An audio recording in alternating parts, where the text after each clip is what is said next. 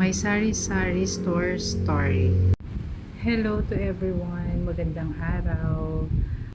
Ngayong araw ipapakita namin sa inyo kung paano kami gumagawa ng mga price list ng aming mga paninda.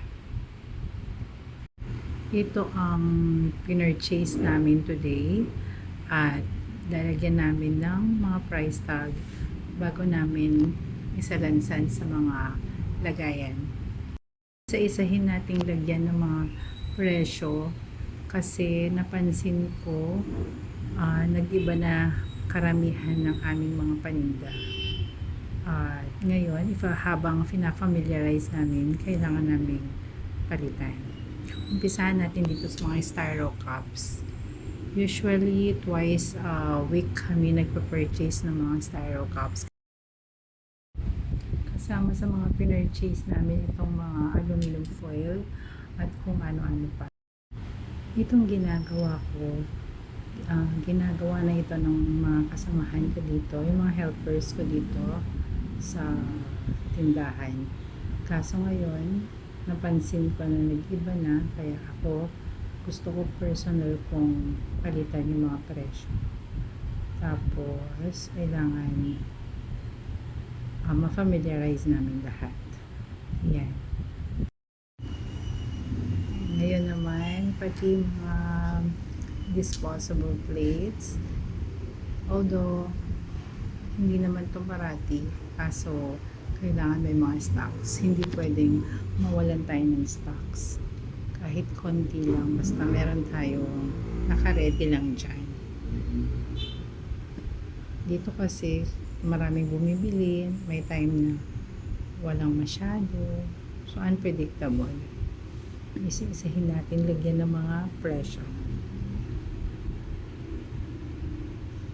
While ginagawa ko yung presyo, syempre may mga nagpapapalit o kaya naman humihingi sila ng barya para panukli nila sa mga customers namin. Kailangan all around ka, kailangan mabilis, kailangan alam mo lahat ng ginagawa mo. Yan, kailangan na natin ayusin at dapat may mga designated places. Pati spoon and fork, kasali na yan sa aming mga paninda. Lahat ng pwede nyo hanapin dito. Ang wala lang mga gulay, of course. Gulay, pero meron din kaming mga frozen foods. Ayan, isa-isahin natin, though matrabaho siya, pero kailangan natin maging matyaga.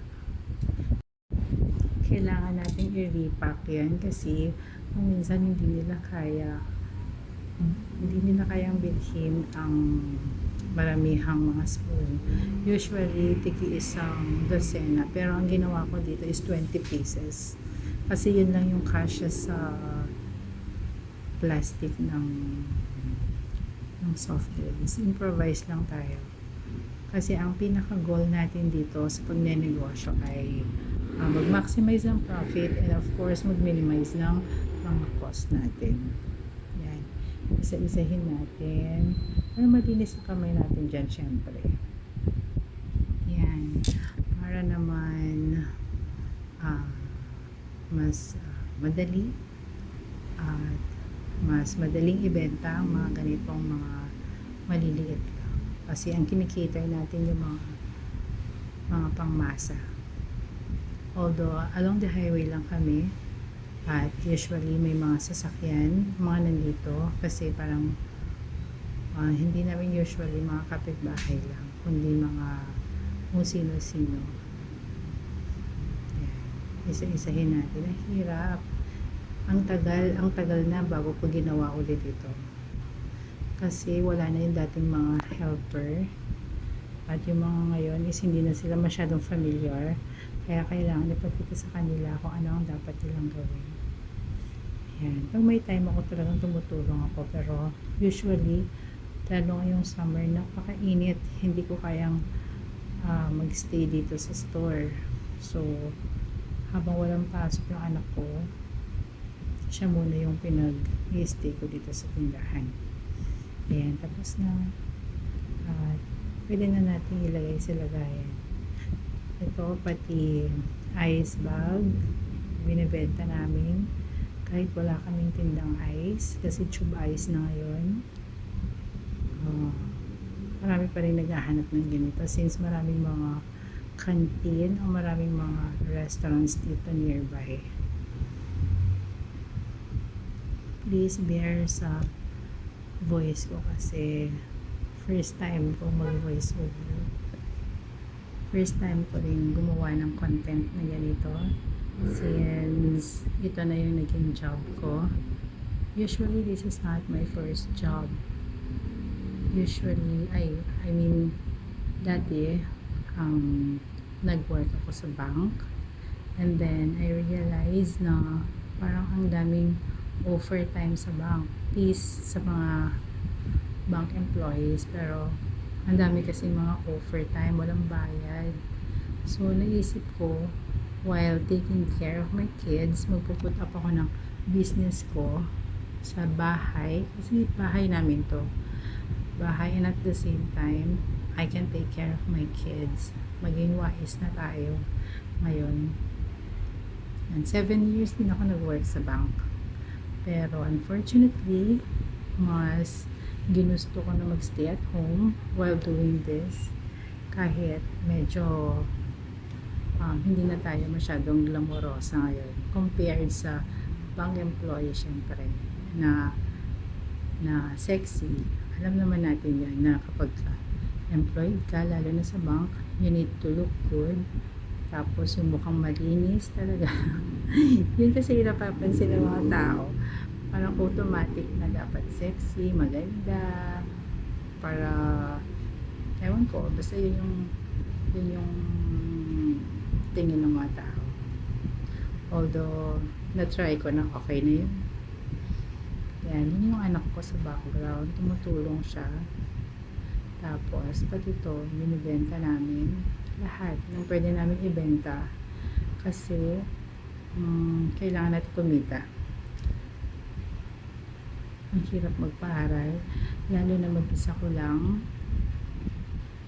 Kailangan natin maging masipag.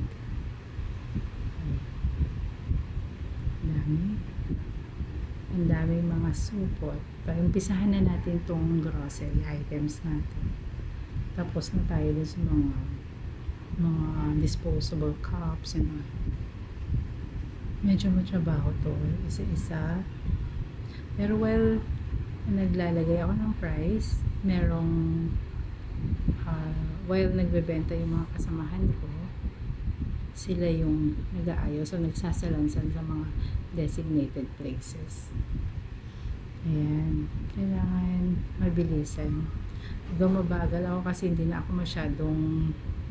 ko na masyadong ginagawa ito. Ngayon na lang ulit kasi nga dahil nag-iba yung mga presyo, kailangan namin i-memorize pa right now.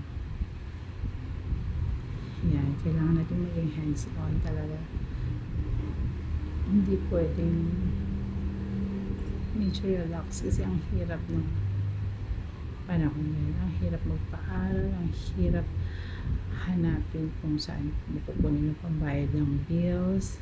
Lahat kailangan na-discarded tayo. Yan, from napkins, lahat ng kailangan. Na-enjoy ko na itong trabaho ko na to kasi parang mas matagal ko na itong ginagawa kaysa nung panahon na employed pa ako. Kasi dito kasi, although sabi nila hawak mong oras, tama naman yun, pero sa tulad kong single mom, kung pwede lang doble ang job, pero ito ubos na yung oras ko dito pa lang sa negosyo. Tapos, pagkahatid sundo, nanay ka at the same time, tutor, kaibigan, kailangan mo maging jack of all trades ka. Yan. Isa-isahin lahat para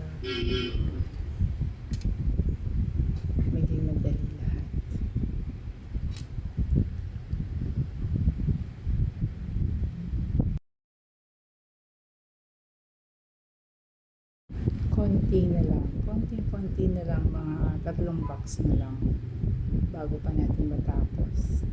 May mga chichirya pa. Ito muna. Siguro 2 box na lang ito. Konti-konti na.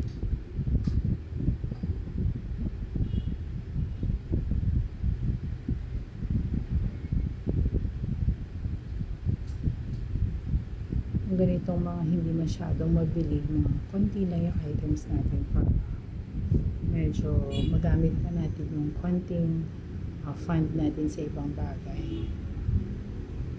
Ayan. Kailangan isa-isahin natin kasi usually nagkakamali sila, instead na 2 dozens lang, 2 boxes ang nakalagay, ganun. Nagkakamali yung mga grocery. Actually, delivery lang to. In-order namin sa umaga, tapos dinedeliver nila within the day. So, tipid naman kami sa pamasahe. Hindi na namin kailangan mag-grocery. They will do it for you. Isang text mo lang, isang picture mo lang, isend mo lang sa kanila. They will do the grocery and then babayaran mo na lang dito sa bahay. Ayan. Konti na lang.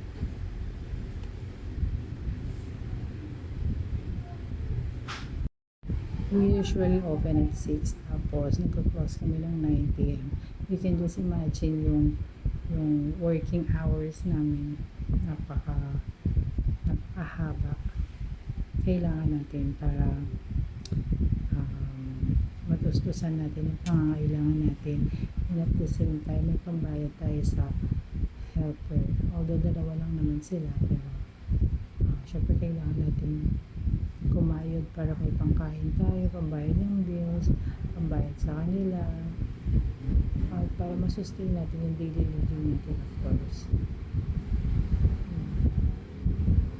Yan, from candies to sabon, lahat, kape, asukal, different sizes, 1/4, 1/2, 1 kilo, lahat ng kayang ibenta, lahat ng pwedeng ibenta na grocery items, pinipilit natin maging kumpleto.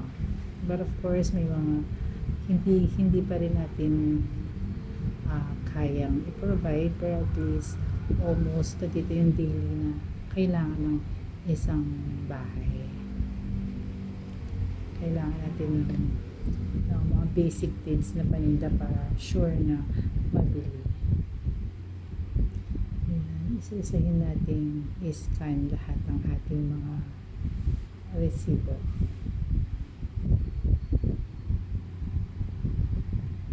Almost 3 hours. 2 hours ko yata itong ginawa. 2 to 3 hours. Kasi kasama na dyan yung pagsundo ko. Ito, in between ng pagpipresyo ko, tumawag ang anak ko para sunduin ko siya.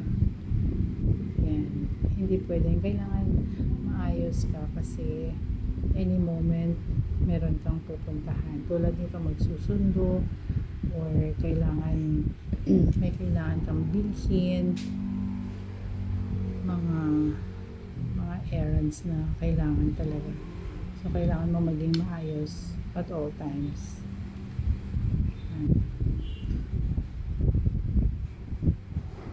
While waiting for my daughter, yan, mag-i-emote muna tayo. Tapos, syempre, uwi tayo agad. At para ituloy na naman natin ang trabaho natin. Yun ang aking usually na ginagawa. Nakakapagod, fulfilling, and at the same time, I'm happy for doing this kasi ito yung tumutulong sa amin mag-iina. Yan ang buhay ng isang single mom, single parent, and kailangan natin kumayod talaga.